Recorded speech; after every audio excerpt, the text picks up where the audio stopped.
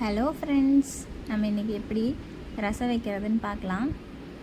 தேவையான அளவு சீரகம், மிளகு, வரமிளகாய் இதெல்லாம் போட்டு நசுக்கி வச்சுக்கலாம்.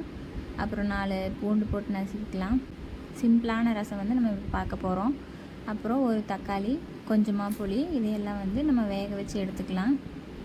பேச்சுலர் பாய்ஸ்க்கெல்லாம் இந்த ரசம் வைக்கிறதுக்கு ரொம்ப ஈஸியாக இருக்கும். தக்காளி வெந்து வந்துடுச்சு.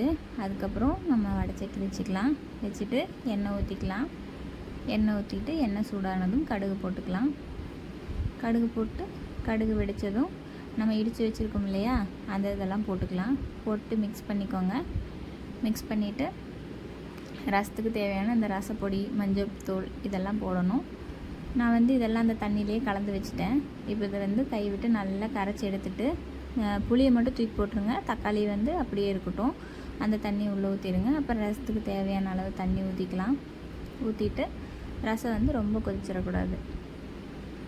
ரசம் ரொம்ப கொதிக்காமல் ஓரளவுக்கு கொதிக்கணும். தேவையான அளவு உப்பு ஆட் பண்ணிக்கலாம். பண்ணிவிட்டு டேஸ்ட் பார்த்துக்கோங்க. இப்போ ரசம் நல்லா கொதிக்க ஆரம்பிச்சிடுச்சு.